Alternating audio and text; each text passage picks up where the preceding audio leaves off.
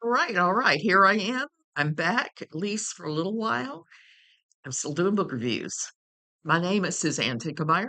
I used to run a place called No Longer Quivering on Pathos. I wrote for there for over 10 years, dealing with the evangelical quiverful movement. I still sometimes write about that at my Substack, which is With Strange Fire. And that's the name of my upcoming book if I ever get off my butt and have the cover finished, because that's where I'm stuck now is the cover. We're having some discussions about that.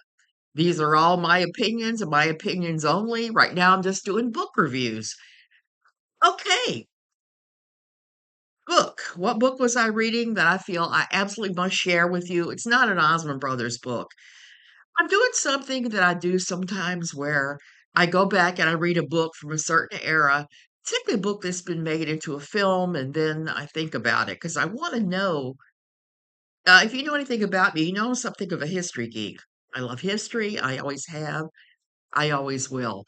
So today's book is Summer Place by Sloan Wilson. Okay, I'm ready to go with this. I have my coffee with the You're Doing Great logo on it because that's what I keep telling myself every day, even though I'm not feeling great. I have my passport. I have my suitcase. Yes, I'm in the middle of packing to go on a trip myself. So that's why this is such an interesting fit. A Summer Place by Sloan Wilson. This was made into a movie. It was a very famous movie that I have never seen the movie. Now I've got it downloaded from Amazon now. I have to take a look at it pretty soon because this was a fascinating book and it was a really good one. It was one of those books that I just didn't want it to end, and when it ended, I was like, "Oh man, I like being in that place." At first, I wasn't sure I was going to stick with the book because the first couple of chapters are very squishy and talked very much about sex. And while I am a fan of that, what did Woody Allen call that activity? The most fun you can have without laughing. Sometimes there is laughing. At least that's my take on it. So, as a sex positive person who has been married for 39 years, so it's a long time with one person, just one person. This was a fascinating read because it is basically about young people and sex. That's really the stripped down basic premise. It takes place on an island in Maine. I think it was Pine Island. And it's about young people. It starts out with a girl and two guys. She's trying to decide between one of them is a big Nebraska corn-fed football player with no money and no family name. The other one is a wealthy landowner whose family has owned a mansion on this main island for many, many, many years. And this is a summer place, a place where people only go in the summertime. I think the place I went to in June after I was dealing with my mother, um, place called St. George's Island in Maryland, a little island jutting into the bay that was it was wonderful. So I have a real fondness for summer places, having grown up in South Louisiana, where we always had some sort of summer place in the family, anywhere from Biloxi on to oh, what's that party in town? Panama City Beach. All along that area, various people have owned or rented various cottages, fancy houses, things through the years, and I'm used to that. In the summertime, we would go every weekend. So reading this book was interesting about that. The girl ultimately decides to marry the guy with the old money. And it's not really a good marriage. She has settled for what she thinks the world should thinks that she should have, even though she really loves a football player from Nebraska. And it goes weird from there. I think it's Ken Jorgensen is the name of the football player. So 20 years later, 19 years later, something like that. She and her husband are now impoverished from being very wealthy and very fancy, and they're living full time in the manor house on the island that he had inherited from his family. And they're running it as an inn. And Mr. Jorgensen and his wife decide to come visit. He also has settled for a loveless marriage and married a very safe woman. He was the main protagonist in the beginning of the book, and you're reading about all these prostitutes he went to and houses of ill repute and weird sexual things he saw, and you're going, wait a minute, I'm not sure this is the book for me. But once they all get together on the island,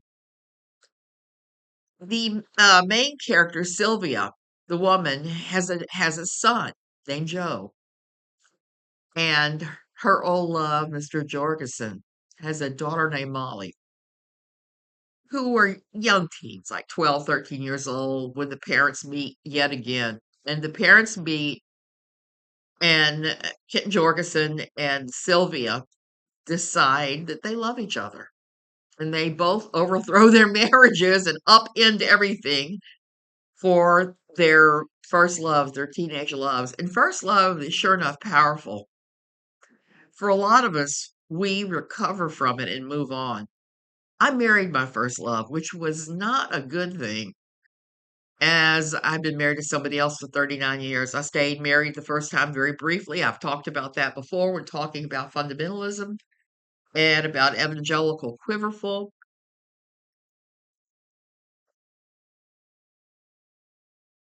It was one of those marriages that just does not last. What can I say? First loves. First loves are terrible. You end up heartbroken and everything else, but it's an important part of learning. So you see, these two gravitate back together even though they're upending both families. And eventually, as the book goes on, you realize that the children, Joe and Molly, are in love with each other too. The difference is by the end of the book, Joe and Molly have managed to put it together like that, and they are married at a very young age. So Sylvia and her husband are looking at this and wishing they could have done it, even though it upended everybody's lives. And Joe was going to go to Harvard on a scholarship, but he's chosen love and Molly. And back in those days, it was not quite like it would be now. Now, if you don't have a university degree, you can't do much of nothing. There's no very skilled labor job, like skilled labor jobs or unskilled labor jobs that you could support a family on. In those days, it was possible. It's still possible to do that, particularly if you lived in an area where the cost of living was low, like maybe Nebraska. You could do it. Now, I don't think anybody could do that anywhere in the US on just one slim salary, unless one of the partners has a college degree and usually an advanced degree, and you're not living in a high cost of living area. But I have to say, this is one of the best books that I've read in a long, long time. And I didn't come away snickering and going, well, of course, like I did so many other books that I read from different eras, like Mildred Pierce was one. I was just like, at the end, because there were so many things that were thrown out, so many ideas from the past that are incredibly toxic that were baked in as part of reality. That was not.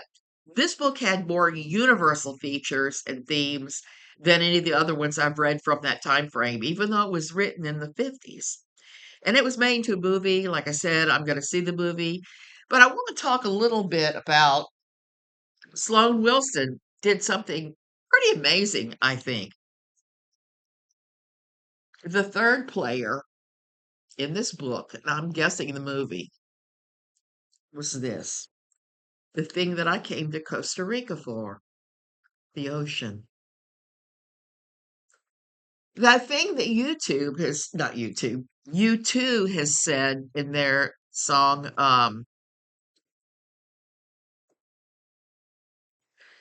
oh, every break and wave. Every sailor knows that the sea is a friend made enemy.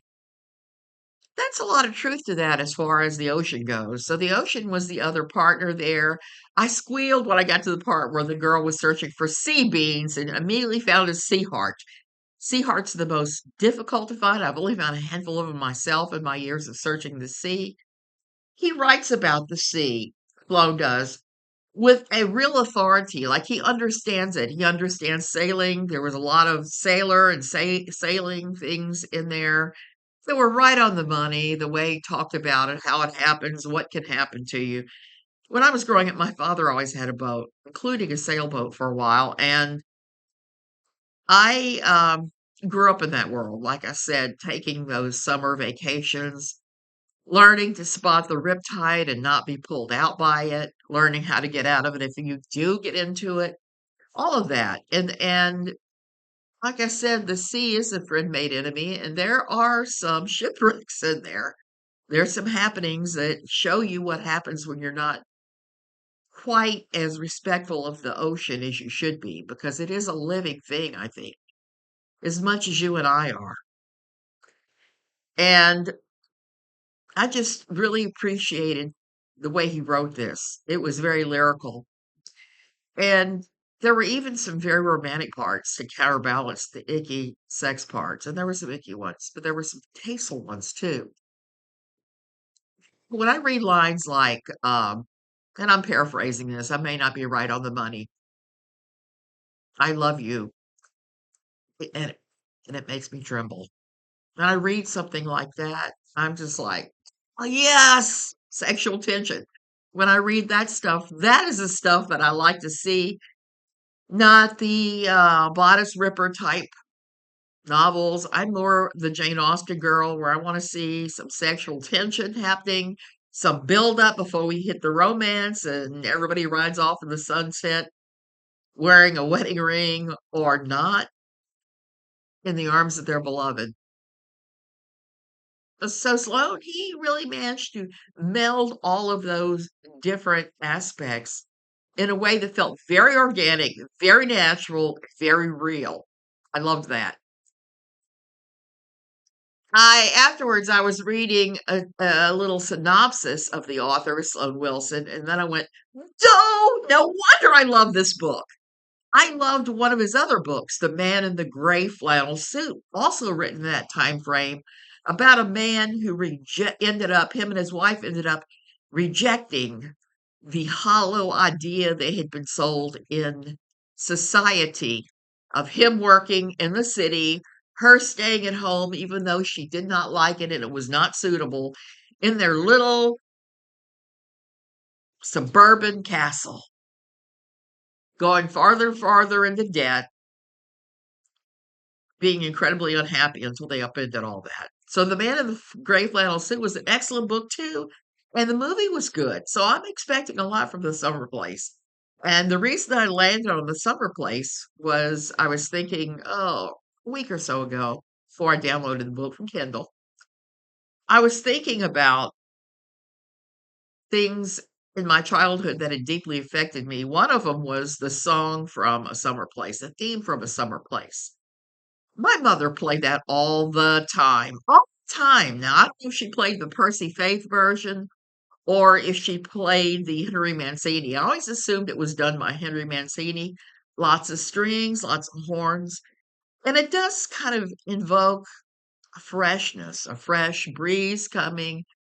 I didn't know until I picked up the book it was about an ocean breeze. I assumed they were at some place like, I don't know, like a summer camp, like you would go to and back in the 60s and 50s, like the place that Baby and her family went in Dirty Dancing. I assume that. And of course my assumption was wrong. It's about the ocean and being oceanside, which is something like I said I approve of in the extreme. So that's my review right now. Just have a whole pile of very bad mysteries on there. But I think I'm gonna review one that I adore. It's by a guy named David Gatwick. I love all of his books. Is it Gatwick or Gatward? I'm gonna have to look. because that bugs me. My brain is not quite what it used to be. Okay, where is that? I always have several books. Gatward. Okay, yeah, I'm an idiot. David Gatward. This is going to be my next review. Let me go ahead and see if I can pull up. Oh, come on. I am looking for the cover, but I can't. Bad Deeds. Bad Deeds by David Gatward. He writes incredible murder mysteries and police procedurals that take place in Yorkshire. Now, my best friend here in Costa Rica is from Yorkshire, and I get to hear all the Yorkshireisms that roll out of her mouth on the regular and just laugh because I'm reading about them frequently too. David Gatward is a prolific author that is on the Kindle Unlimited plan, and I love his books, even though they tend to be on the gory side. I was actually looking for a horror book that involved dolls for my next review because I am I'm traveling tomorrow, and I'm going back down to Louisiana to take care of my mother at her house yet again, trying to get the house ready for sale and various things, and I'm gonna be sleeping in the room with the creepy dolls again, so pray for me. I think what I'm gonna do is I'm gonna cover the glass cases of the dolls with a sheet because I really don't wanna look at them. The dolls are not my thing, okay? They just creep me out. I don't know. From the time I was a small child, I never liked dolls.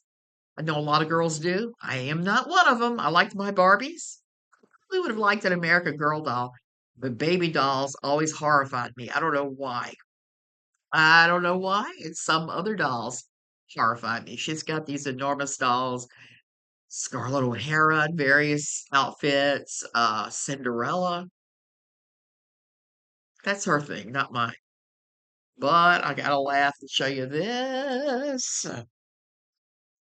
You see me carry this stupid thing. I'm like, this is my Costa Rican sloth. I bought my mother one. Now, where my hand is my church's logo. So I'm not trying to publicize that since I do sometimes criticize them because it's not a perfect place. And I've been having a conversation with the pastor about what needs to happen. He's going to continue down the path he's in because I have been in revival churches, and there's certain things that need to happen to make that happen. Or should I say to encourage it? So anyway, she's got a Jesus doll at her little apartment. She has her baby dolls, Trisha and Antonio. So I figure on the Christian side, she's got Jesus and she's about to have a sloth. Just in case Jesus needs backup from Costa Rica. Oh, so that's what's going on here. That's what's going on with me. My stupid foot is no better. Tomorrow, when I travel, I'm going to redon this stupid thing because it hurts so much. And I have had circumstances in the past where people have stood on my foot, accidentally trod on my foot when they're trying to escape the plane.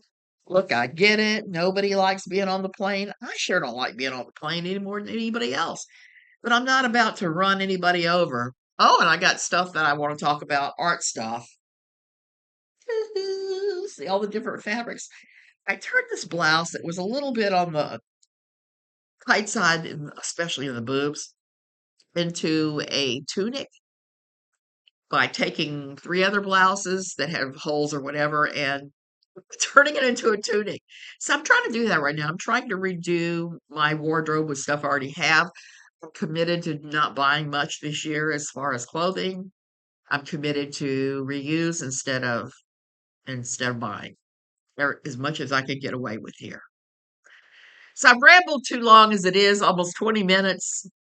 Read Sloan Wilson's A Summer Place if you want a delightful summer book and you want something that makes you think about relationships, sex,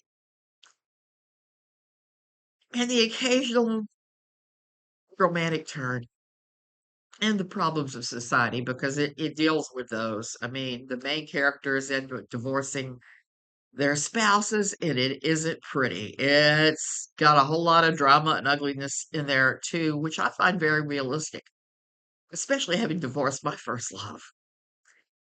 And like Sylvia, I'm so glad I did because it freed me up for the real love of my life. The guy that I've been married to for 39 years, and there are no plans to divorce him. He's coming with me to Louisiana, yay! So he can help me do the hard things. I have to get keys for my mother's car because my aunt lost them, I think. And the keys, I have to go to the dealership. I got to do that. I have to get the bank situation straightened out, get access to all the financial accounts with my power of attorney. I've got to make sure that all of the utilities and everything are on uh, auto pay because logging in to pay them from here is a crapshoot. I have to go through a VPN to show that I'm in the States before I can access many of these accounts, which is a pain in the butt from here sometimes. So it would be better if everything was just on auto pay. So I have to go be there to set up auto pay, see how she's doing, take her to the cardiologist. Uh, they're telling me I got to sign more paperwork at the home. I go do that. Just do stuff like that. And just see how she's doing in general. Bring her things because I know she doesn't have much and she's expecting me to come back. So, like the dutiful daughter that I am, even though I don't feel much like the dutiful daughter, I'm gonna do it. And at some point, I am gonna I'm gonna come back on here a little bit. And I want to talk about some things like what do you do with a parent that you're not close with, that you've never been close with, who may have either been neglectful or downright abusive. My mother was not abusive, so I'm not going to go there with it. But she, like me and every other mother I've ever known, was something less than she could have been. And I do want to talk about that. How do you deal with that? How do you move forward? For me, I have had to zip my lips, look going forward, and like look at this while I'm doing all the stuff where it says, you're doing great. Because when you're dealing with a parent that does not want to be in care, but they need to desperately, and their doctors all say they do, and they're fighting you, and you had to put them in there against their will, you have to keep reminding yourself that you're doing great. Because to do anything less is to not take care of them and their need. It's just like having a child in some regards. Just like you wouldn't let your child play on the freeway, you have to take care of your elderly person when they're trying to do stuff that you know is not good, like hole up in an old house with no help, without eating, without all of that, living like they're camping in there instead of actually living like a human being. You have to do that stuff. So that's the hard stuff I'll be talking about mixed in with these interviews. I mean, these reviews. That and few other things, some art things. And I am going to show my recycled wardrobe when I'm done because I am pretty darn proud of this. I know it sounds silly. I like comfortable clothing. So I'm going to take stuff that's not comfortable and make it comfortable by hook or by crook if necessary. And I'm contemplating cutting off all my hair. But with that, I should probably leave you. I'm definitely rambling. I like to ramble. That's just who I am. I love you guys. I appreciate everybody who's still watching. If anybody is, great. Leave me a comment. You know, I'm not going to ask you to click and do all that crap that everybody else does because that's just not my style. If you like to watch, great. If you don't, great. Either way is good. And The one thing I know is I won't be talking about anything to do with the Katie Joy thing. I'm just done with that. I've moved past it. Commentary is okay, but that's their commentary. I'm not going to do that anymore. It just feels yuck. I'm just gonna tell you, it feels sleazy and yuck for me. Others do it and they do it well. They don't ramble as much as I do. Maybe they're not as ADD as I am. But this is about as awake as you're gonna catch me, sitting here drinking my coffee, waking up. And so that's all I wanted to say this time. Thank you for watching. Thank you for watching my old rambling weird self. Love you guys.